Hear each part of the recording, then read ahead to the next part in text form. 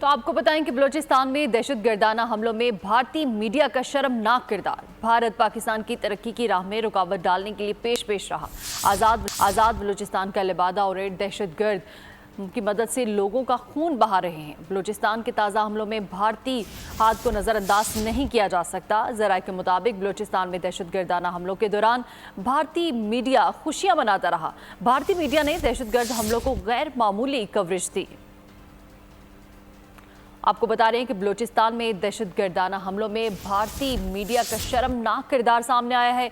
भारत पाकिस्तान की तरक्की की राह में रुकावट डालने के लिए पेश है, जबकि आज़ाद बलूचिस्तान के लिबादा और दहशतगर्दी की मदद से लोगों का खून बहाया जा रहा है। बलूचिस्तान के ताज़ा हमलों में भारतीय हाथ को नज़रअंदाज नहीं किया जा सकता। आपको बताएं कि बलूचिस्तान में दहशतगर्दाना हमलों के दौरान भारतीय मीडिया खुशियां मनाता रहा। भारतीय मीडिया ने दहशतगर्द हमलों को गैर मामूली कवरेज दी है। इसी बारे में मज़ीद तफसीलात जान लेते हैं। नुमाइंदा खुसूसी सलमान अवान इस वक्त हमारे साथ मौजूद हैं। जी सलमान, इस हवाले से मज़ीद क्या अपडेट्स हैं?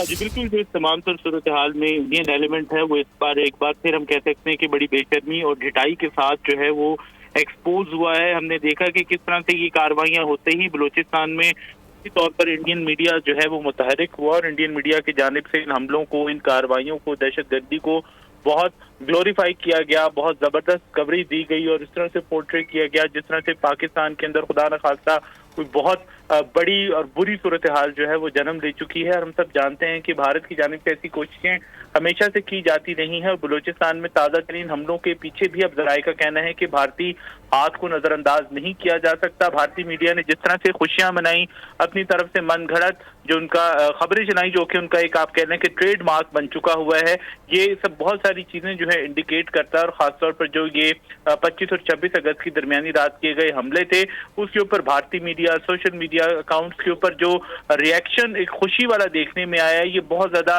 गैर मामूली है। कवरेज भी गैर मामूली दी गई, इंडियन मीडिया की जानिब से तफसीली कवरेज दी गई, प्रोपेगेंडा किया गया। और अब हम कह सकते हैं ज़राइका और दिफाई माहिरीन का कहना है कि इसमें हो ना हो रॉ जो है भारत की खुफिया एजेंसी, उसकी मदद भी हासिल है, हिमायत भी हासिल है।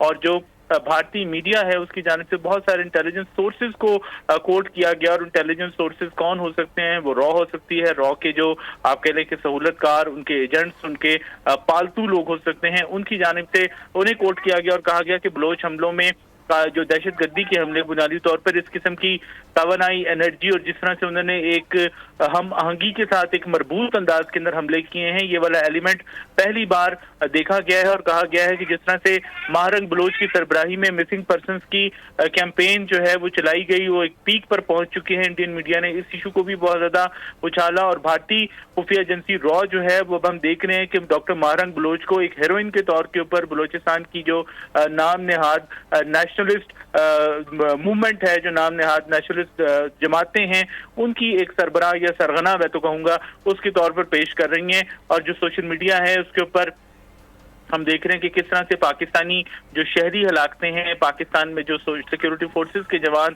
और ऑफिसर जो हैं जिनको शहीद किया गया, उनके हवाले से फिगर्स को भी बहुत ज्यादा बढ़ा चढ़ाकर पेश किया गया है। 102 का फिगर जो है वो पेश किया गया है। इस हवाले से माहिरीन का कहना है कि डॉक्टर महारंग बलोच और बलोच दहशतगर्द जो है दरहकीकत एक ही सिक्के के दो रुख हैं।